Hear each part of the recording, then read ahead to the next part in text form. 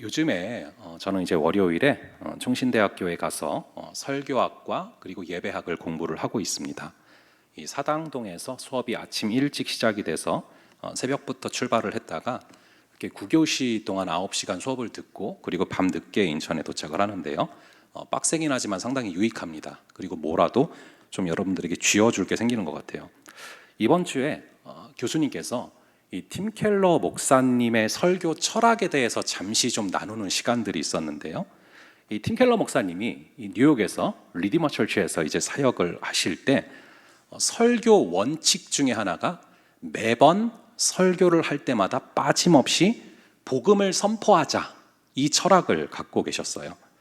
팀 켈러 목사님이 이런 말을 하셨습니다.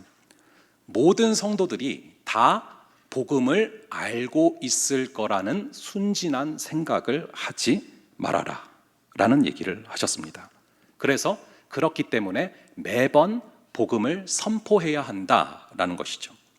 그게 와닿아서 이 팀 켈러 목사님의 강의들을 이번 주에 시간 날 때마다 쭉 한번 찾아서 들어봤는데 이런 말을 하셨더라고요. 인간이 원죄가 있다라는 것을 믿고 그리고 인간의 전적 타락을 믿는 자가 어떻게 매번 복음을 들어야 한다는 사실을 부정할 수가 있겠는가? 여러분, 그게 정말 맞는 말 같다라는 생각을 했습니다. 그래서 성도들로 하여금 또 설교자 자신으로 하여금 죄를 짓지 않을 수 있도록 매번 복음의 아름다움과 그리고 풍성함을 설교해야 함은 설교자의 크나큰 의무다. 그게 너무 와닿아서 제가 딴 때도 그렇겠지만 오늘만큼은 꼭 복음을 선포해야겠다라고 좀 작정을 하고 올라왔습니다. 여러분, 복음이 무엇입니까? 말 그대로 이 글자는 복음은 기쁜 소식이라는 한자죠. 자, 우선 기쁜 소식을 먼저 하나 전하면 오늘 설교가 평소보다 살짝 빨리 끝날 겁니다. 기쁜 소식이죠.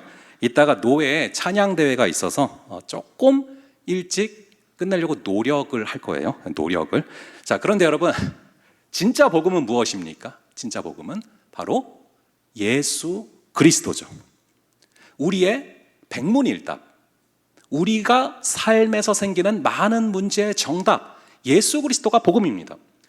그래서 제가 오늘 예수 그리스도를 복음을 전해야지 하고 올라왔는데 아까 찬양하다가 되게 놀란 게 사전 지시란 게 하나도 없는데 마지막에 하나님께서 우리를 이처럼 사랑하사 막 이런 찬양했잖아요. 그게 복음이에요. 하나님께서 우리를 이처럼 사랑하사 독생자를 주신 것이죠. 그 예수 그리스도가 바로 복음입니다. 자, 그럼 여러분, 이 예수 그리스도가 복음 그 자체인데 여러분들은 예수 그리스도에 대해서 잘 알고 계십니까? 이 지와 정과 의가 연결돼 있어요. 지성, 감정, 의지가. 그래서 생각보다 우리가 뭔가를 안다라는 것이 굉장히 중요합니다. 뭘 잘 알아야 그게 마음으로 내려가요. 그리고 마음이 움직이고 마음이 동해야 의, 즉 움직이게 되어 있는 것입니다. 그래서 우선은 예수 그리스도가 누군지를 알아야 우리가 복음으로 살아가든 말든 할 거 아닙니까? 예수 그리스도 우리 많이 들어봤는데 과연 예수 그리스도가 무슨 뜻인가? 예수 그리스도가 누구신가? 이게 굉장히 중요하죠. 여러분, 예수님은요, 이 예수가 이름이란 말이에요. 저도 성연곡이고 연곡이라는 뜻에는 어떤 의미를 갖고 있단 말이에요. 그럼 예수님은 이름이 예수인데 예수가 과연 무슨 뜻입니까? 여러분 알고 계십니까? 우리가 그토록 외치는 예수, 근데 그 예수의 이름이 뜻이 있다는 것이죠. 그게 성경에 나와 있는데 우리 한번 마태복음 1장 21절을 한번 볼게요. 마태복음 1장 21절의 말씀 한번 함께 읽어보겠습니다. 시작. 아들을 낳으리니 이름을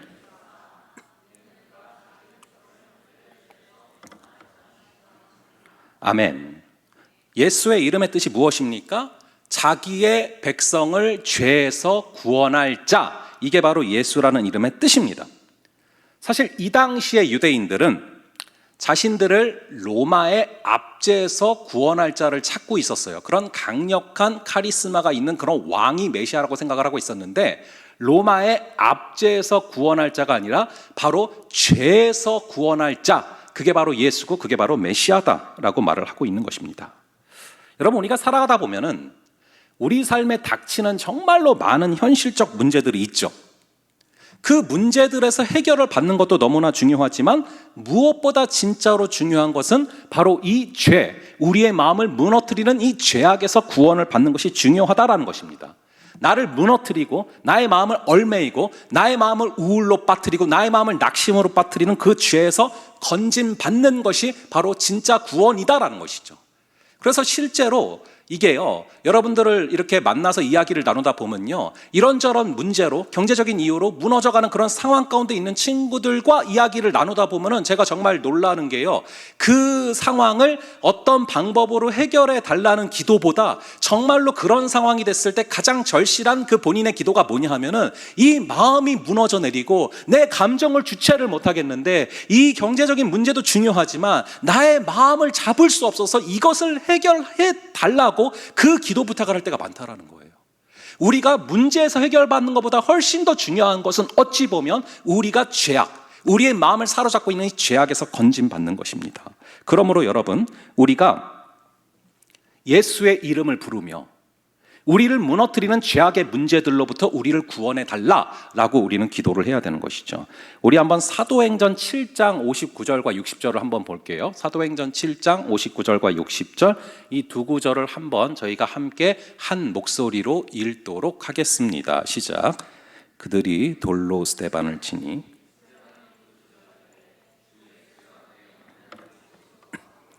무릎을 꿇고 크게 불러 이르되 주여 이 죄를 그들에게 돌리지 마옵소서, 이 말을 하고 자니라. 자, 스데반 집사님이 죽음의 권세 앞에서, 자신을 죽이려는 그 자들 앞에서, 이제는 죽기 직전의 상황에서도 평안할 수 있었던 이유, 자신을 죽이려고 달려드는 자들에게 똑같이 죽이려고 달려드는 것이 아니라 그들을 용서하면서 오히려 정말 예수님이 순한 어린 양처럼 잡혀 돌아가신 것처럼 그런 모습으로 오히려 그들에게 죄를 돌리지 말아 주시옵소서라고 기도할 수 있었던 힘이 어디 있습니까? 여기 나오는 구절 그대로 주 예수여 내 영혼을 받으시옵소서 기도하잖아요. 예수의 이름을 부르며 예수의 이름의 능력을 믿었다라는 것입니다. 우리 한번 계시록 22장 20절을 갈게요. 계시록 22장 20절을 한번 함께 읽어보겠습니다. 시작. 이것들을 증언하신 이가 이르시되 내가 진실로 속히 오리라 하시거늘. 우리 주님께서 언제 재림하실지 아무도 몰라요. 그런데 이 요한 계시록을 쓴 요한이 말을 하고 있어요. 예수님께서 직접 말씀을 해주신 것입니다. 내가 진실로 속히 올 거다. 그 말씀을 듣고 뭐라고 말합니까? 뭐라고 기도합니까? 아멘, 주 예수여 속히 오시옵소서. 여러분은 예수님이 당장 1시간 뒤에 재림하신다라는 소식을 듣게 된다면 너무 기뻐서 아멘 주 예수여 속히 오시옵소서라고 기도할 것 같습니까? 아니면 이것저것 캥기는 게 많고 걸리는 게 많아서 지금은 좀 너무 급하신 것 같아요, 조금만 천천히 오세요라고 말할 것 같습니까? 요한은 어떻게 담대하게 아멘 주 예수여 속히 와 주시옵소서라고 기도할 수 있습니까? 예수의 이름을 부르고 예수의 이름의 능력을 붓고 그래서 예수를 외치며 나아가는 자라서, 그렇게 기도하는 자라서 아멘 주 예수여 속히 오시옵소서 기도하는 것입니다. 그렇게 예수라는 뜻은 저희를 죄에서 구원할 자이시다라는 뜻이고, 그 예수의 이름을 부르고 예수의 이름을 믿으면서 죄에서 구원받을 수 있는 그런 저와 여러분 되기를 주님의 이름으로 축원합니다. 자, 그러면 예수를 살펴봤어요. 예수는 그 뜻이고 그리스도라고 하잖아요. 예수는 그리스도다. 그럼 여러분, 그리스도라는 뜻은 무슨 뜻입니까? 이 그리스도는 기름 부음을 받은 자라는 뜻입니다. 근데 이 당시에 기름 부음을 받는 자는 딱 세 종류밖에 없어요. 바로 선지자, 제사장, 왕. 그러므로 예수가 그리스도라는 뜻은 예수님이 우리의 선지자십니다. 예수님이 우리의 제사장이십니다. 예수님이 우리의 왕이십니다라는 뜻이에요. 그래서 이 왕이 무엇인가는 여러분들이 잘 아실 것 같아서 시간 관계상 패스하고요. 선지자는 무엇이냐? 예수님이 우리의 선지자인데, 선지자는 간단히 말하면 우리의 죄가 뭔지를 밝히 보여주시는 겁니다. 그리고 우리의 죄를 책망하시는 거죠. 그래서 선지자가 약간은 엄숙한 느낌의 아버지 같은 느낌이라 생각하면요, 제사장은 반대로 따뜻한 어머니의 느낌이죠. 제사장의 역할은 우리 죄로 인한 상처를 싸매주시고 하나님과 우리를 화해케 하여 주시고 하나님과 우리의 사이에 다리를 놓아주시는 그 역할이 바로 제사장입니다. 그렇게 죄가 사해질 수 있도록 하나님과 우리 사이에, 이 머나먼 거리 사이에 다리를 놓아주시는 것, 그게 바로 제사장입니다. 근데 오늘 본문을 보니까 예수님이 바로 그 다리를 놓는 대제사장이다 라고 말을 하고 있는 것이죠. 우리 한번 오늘 본문 1절부터 3절까지를 한번 읽어볼게요. 오늘 본문 1절부터 3절까지를 함께 읽어보겠습니다. 시작. 대제사장마다 사람 가운데서 택한 자이므로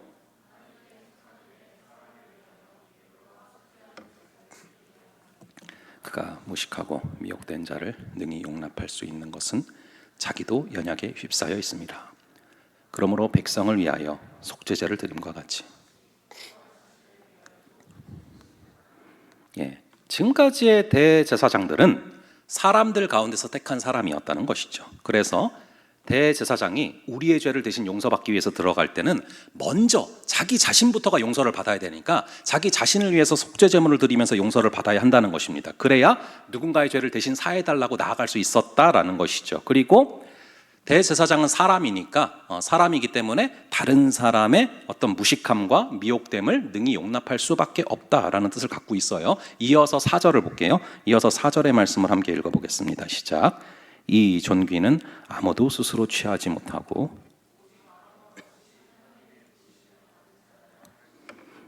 대제사장이라는 자리는 스스로 원한다고 해서 얻어낼 수 있는 그런 자리가 아니라 하나님의 부르심을 받은 자가 감당할 수 있는 자리다라는 것이죠. 여기까지는 이 당시 히브리 유대인들이 다 알고 있는 상식적인 얘기였어요. 근데 5절과 6절에 가면은 전혀 그들이 예상할 수 없었던 말이 나옵니다. 한번 5절과 6절을 함께 읽어보겠습니다. 시작. 또한 이와 같이 그리스도께서 대제사장 되심도 스스로 영광을 취하심이 아니요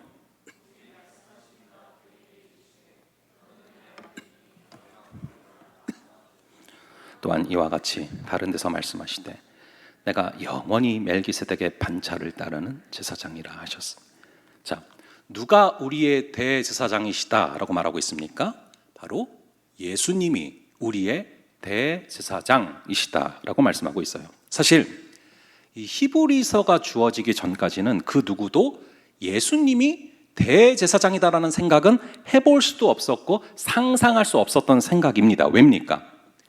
여러분 사복음서를 보시면 잘 아시겠지만 우리 예수님이 본격적으로 공생애를 시작했던 그 시기에 대제사장이 누구였냐면은 바로 가야바였고, 실제로 실권자는 누구였냐 하면은 가야바의 장인 어른이었던 안나스였습니다. 그 시대는 유일하게 대제사장이 2명이었어요. 근데 이들이 이렇게 재정적으로 굉장히 부자였는데 이들의 주머니를 채워준 게 뭐였냐면은 성전에서 이제 제사를 드릴 때 동물을 바쳤거든요. 그 동물을 팔아서 얻는 수익이 그들의 재산이었습니다. 그 당시는 죄를 용서받기 위해서는 레위기에 보면 나오지만 번제, 소제, 화목제, 속죄제, 속건제라는 것을 드려야 돼요. 그래서 대부분 동물을 잡아서 드리는 제사입니다. 그 동물을 각을 뜨고 꺾어서 피를 나게 하고 그 피를 뿌려서 죄 용서를 받는다라는 말이죠. 그런데 예루살렘에 와서 예배를 드려야 돼요. 예루살렘에 와서 제사를 드려야 돼요. 그런데 멀리서 오는 사람들도 있단 말이죠. 그럼 여러분, 멀리서 오는 사람들이 제사를 드리기 위해서 양과 소를 어떻게 다 끌고 오겠습니까? 어쩔 수 없이 성전에 와서 사야만 하는 상황들이 너무 많은 거예요. 그래서 성전에서 그 제사 때 쓸 동물들을 팔았는데 부르는 게 값이었어요. 실제 가격보다 엄청 비싸게 파는 거죠. 근데 안 살 수가 없는 거죠. 왜냐하면 이걸 안 사면 제사를 드릴 수가 없으니까. 그래서 그 동물의 값에다가 프리미엄을 붙여서 피가 엄청 났단 말이에요. 그리고 거기서 그렇다면은 그 동물들을 판매할 권리를 얻는 과정에서 대제사장에게 내야 되는 돈, 그리고 성전에서 내야 되는 자리세가 엄청났습니다. 그래서 예수님께서 이 성전이 강도의 구렬이 됐다라고 분노하시면서 상을 엎으셨잖아요.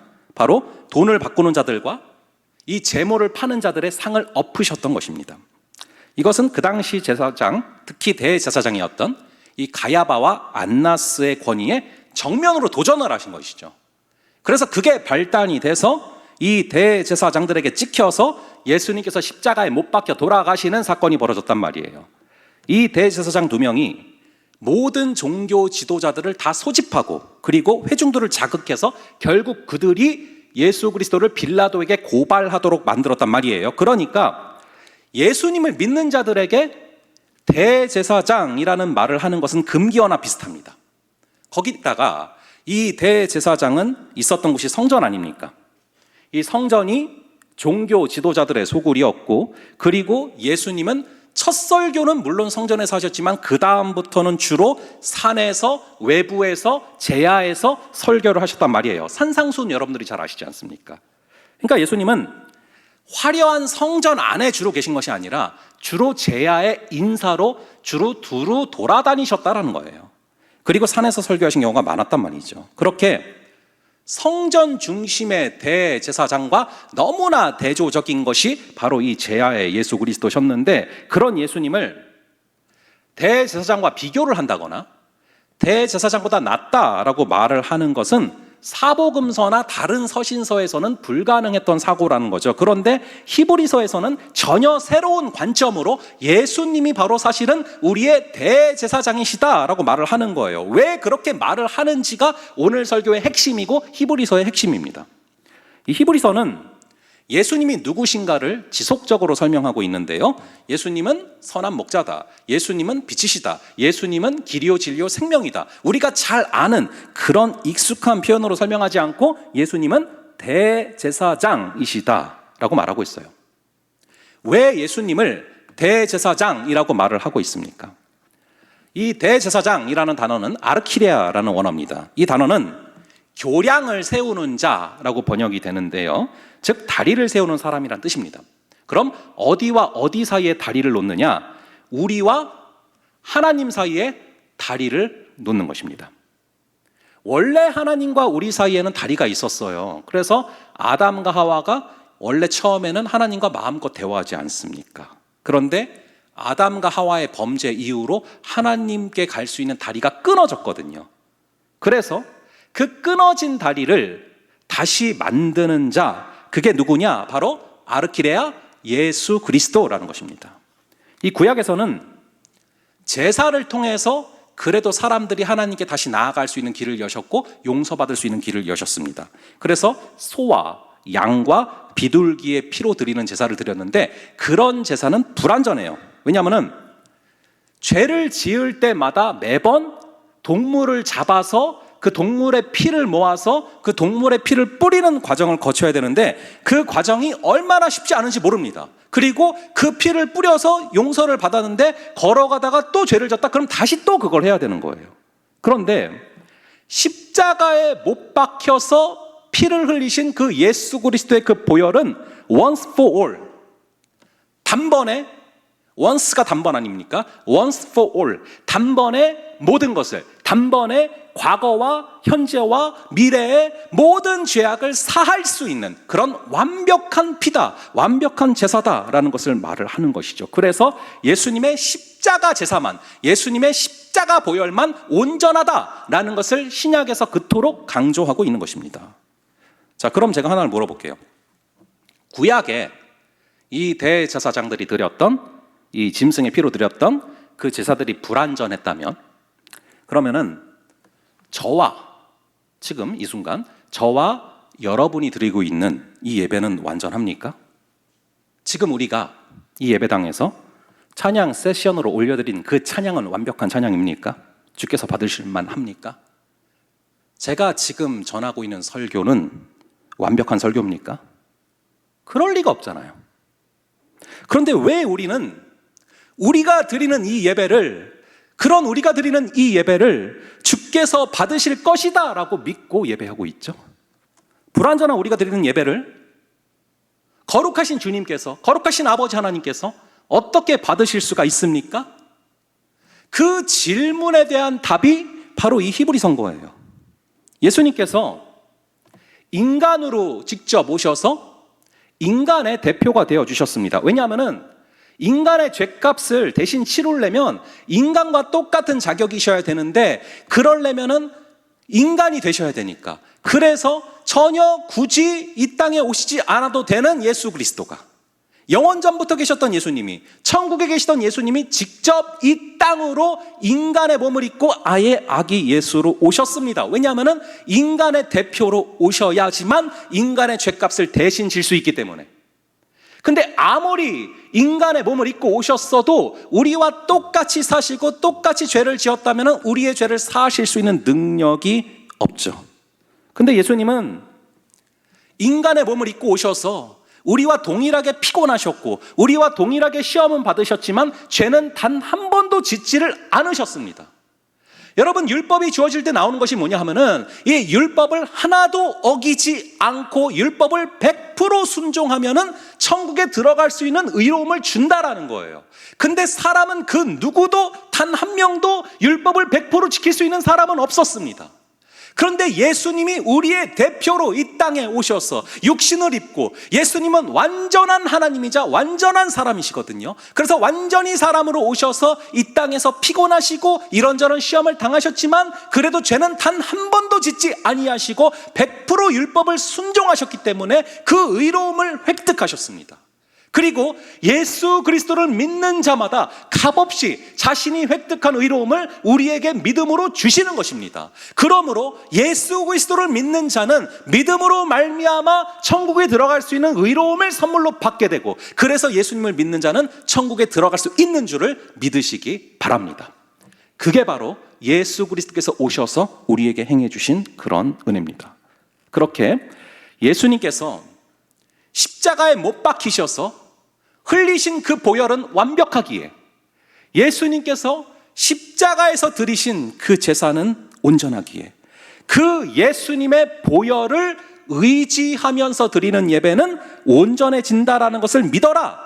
이게 바로 히브리서에서 던지는 핵심 메시지인 거예요. 비록 저의 설교가 완벽하지 않지만, 비록 우리가 드린 찬양이 완벽하지 않지만, 비록 우리의 상태가 완벽하지 않지만, 우리가 예수 그리스도의 보혈에 의지해서 나아갈 때 주님께서는 그 예배를 완벽한 예배로 받으시는 줄을 믿으시기 바랍니다.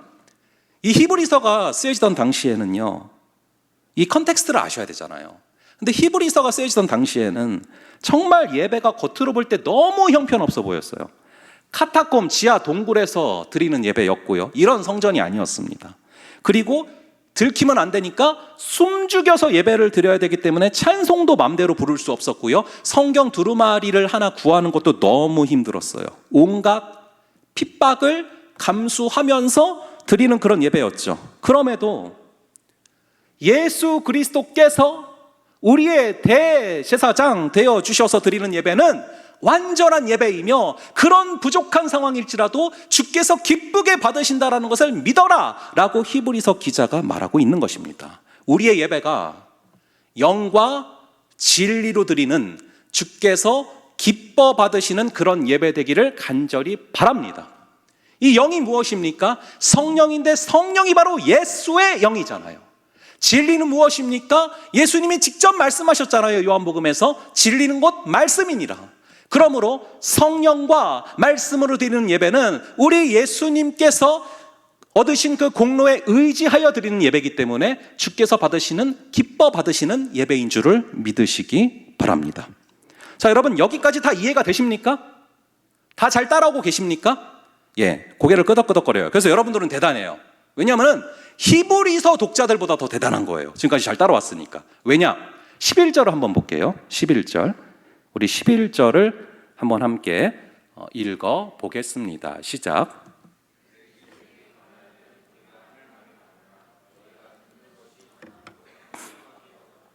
예, 지금 히브리서 저자가 이 대제사장 멜기세덱, 즉 예수 그리스도에 관하여 할 말이 굉장히 많은데 너희가 듣는 게 둔해서 설명하기가 너무 힘들다 얘기를 하고 있어요. 그러니까 여러분, 이 11절은요, 여러분들의 용어로 갑분싸예요. 그러니까 갑자기 분위기가 싸해져서 히브리서 저자가 설명을 한참 하다가 독자들에게, 근데 너희는 좀 너무 못 알아듣는다, 갑자기 좀 화가 났죠. 근데 여러분들은 아까 방금 전까지 잘 따라오셨잖아요. 그래서 여러분들이 듣는 게 둔하지 않으니까 제가 지금까지 쭉 설명할 수 있었던 것입니다. 할렐루야. 예, 그래서 그랬는데 요건 옛날이니까 그래서 이 히브리서 저자가 설명을 하다가 좀 막혔어요. 예.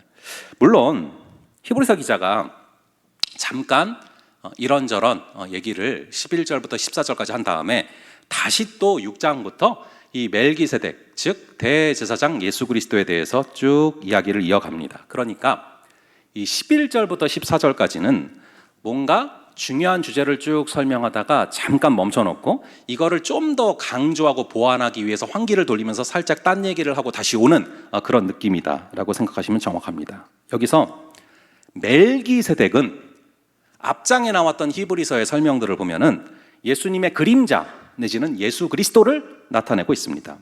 예수님을 멜기세덱의 반차를 쫓는 대제사장이라고 말을 하는데 멜기세덱은 족보도 없고 끝도 없다라고 나와요. 그 얘기는 처음과 끝이 없으시다. 당연하죠. 예수님은 영원 전부터 계셨어요.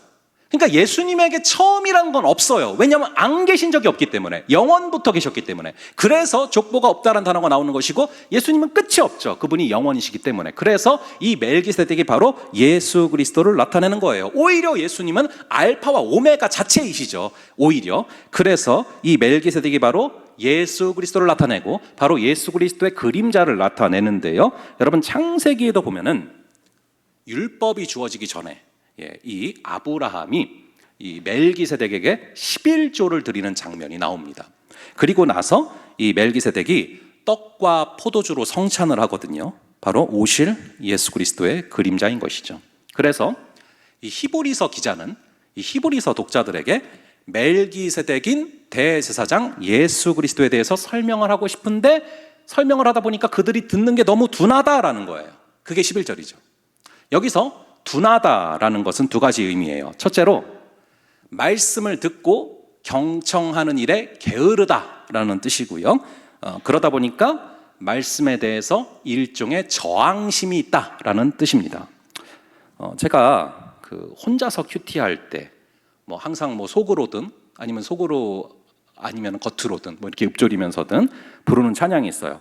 이 366장 어두운 내 눈 밝기사란 찬양을 저는 참 이렇게 중독된 것처럼 좋아하는데 거기 가사에 보면은 2절에 이런 게 있어요. 막혀진 내 귀 여시사 주님의 귀한 음성을 이 귀로 밝히 들을 때에 내 기쁨 한량 없겠네. 바로 이 찬양 가사예요. 막혀진 나의 귀를 여시사 주님의 귀한 음성을 듣게 하시고 그럴 때 세상이 주는 기쁨이 아니라 주께서 주는 기쁨이 한량 없게 하여 주시옵소서 기도를 해야 됩니다. 그래야 주님의 음성이 들려오거든요. 주님께서 귀를 열어주셔야 주의 음성이 잡히거든요.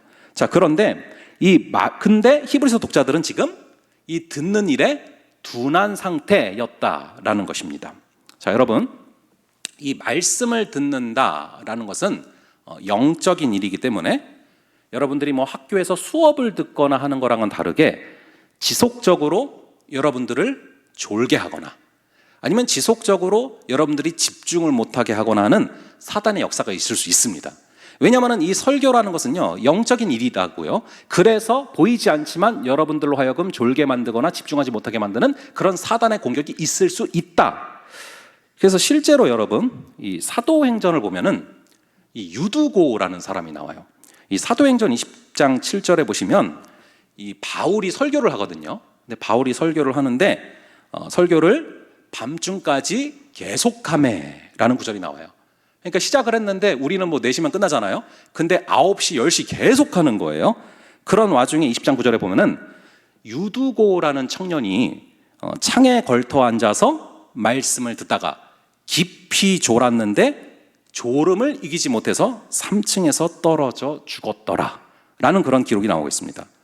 아니 그 유명한 바울 선생님이 설교를 하는데 어떻게 좁니까?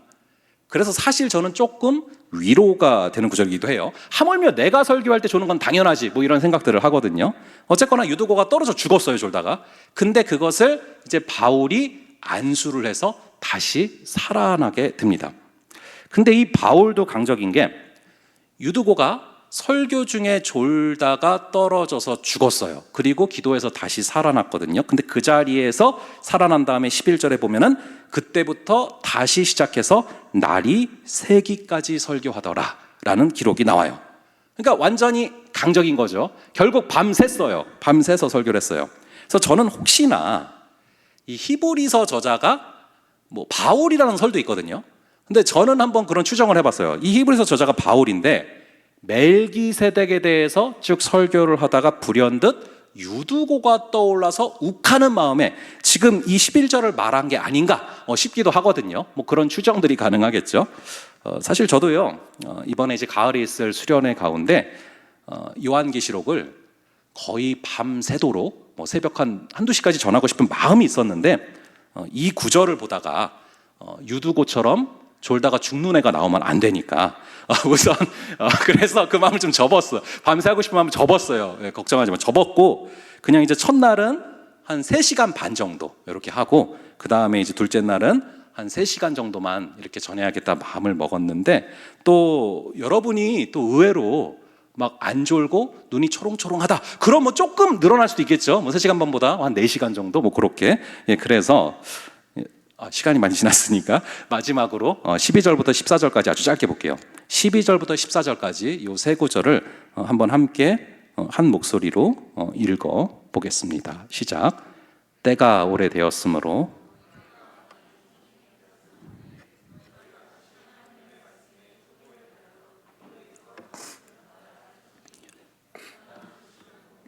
젖이나 먹어야 할 자가 되었도다. 이는 젖을 먹는 자마다 어린아이니 의의 말씀을 경험하지 못한 자요. 단단한 음식은 장성한 자의 것이니 그들은 지각을 사용함으로 연단을 받아 선악을 분별하는 자들이니라. 자, 13절에 보니까 의의 말씀을 뭐 하래요? 뭐 해야 된다고 나옵니까? 말씀을 경험해야 된다. 여러분들이 단순히 말씀을 아는 정도가 아니라 말씀을 내 인격으로, 삶으로 경험하는 자가 돼야 된다는 것입니다. 예수 그리스도를 단순히 아는 자가 아니라 이 예수 그리스도를 삶으로 경험하고 예수 그리스도로 살아가는 그런 자들이 돼야 한다라는 것이죠. 근데 이것을 위해서 이 말씀을 단순히 아는 것이 아니라 이 말씀을 경험하는 자가 되기 위해서는 14절에 보니까 뭘 해야 됩니까? 지각을 사용해야 된다. 지각을 사용해야 된다. 그리고 분별을 해야 된다라고 나옵니다. 그래서 말씀이 구체적으로 나의 삶에 어떻게 적용될지를 실험하고 이것을 지각하고 이것을 분별하며 나아갈 때, 그럴 때 우리는 말씀을 단순히 지식으로 하는 것이 아니라 나의 구체적인 상황에 어떻게 적용할 수 있는지, 나의 구체적인 상황 가운데 어떻게 이 말씀을 살아낼 수 있는지, 그렇게 살아가며 경험할 수 있게 된다는 것입니다. 그 과정에서 가장 중요한 것이 바로 예수의 이름을 부르는 거예요. 예수 그리스도의 이름의 능력을 믿는 거예요. 예수의 보혈의 힘에 있음을 믿고 그 이름을 외치며 걸어가야 되는 것입니다. 우리 이 시간 기도하며 나아갈 때 예수 예수라는 찬양 부르며 나아갈 텐데요, 저는 이번 주간에 이 예수의 이름이 얼마나 능력이 있는지, 예수의 이름을 외치며 중보할 때, 예수의 이름을 붙들고 나아갈 때 그것이 얼마나 강력한 힘이 있는지를 여러분 가운데 있는 지체들을 통해서 너무나 많이 바라보게 됐습니다. 아까 초도에 말씀드린 것처럼 저들을 죄에서 구원할 자가 예수예요. 단순히 로마의 압제에서 구원할 자가 아니라 죄에서 구원할 자가 예수입니다. 그런데 이런저런 상황들 가운데 나의 마음이 완전히 무너지고 나의 마음이 우울로 치닫게 되고 나의 마음이 너무나 안 좋은 쪽으로 흘러갈 때 그것에서 건져주는 능력이 어디에 있냐? 바로 예수의 이름의 능력에 있음을 믿으시기 바랍니다. 우리가 이런저런 우리의 힘으로 해결할 수 없는 그런 상황들 가운데, 도저히 끊을 수 없는 죄악들 가운데 이것이 끊어지는 역사가 진짜로 임했어요라는 간증들이 들려온다는 거예요. 여러분, 실제로 언제요? 예수의 이름으로 중보할 때, 예수의 이름을 붙잡고 나아갈 때 실제로 주님은 지금 살아계시고 여러분들을 죄악에서 끊으시고 죄악에서 건져내실 수 있는 분인 줄을 믿으시기 바랍니다. 우리 함께 우리 예수님께서 우리를 붙들어 달라고 함께 기도하는 마음으로 찬양하며 나아가시겠습니다.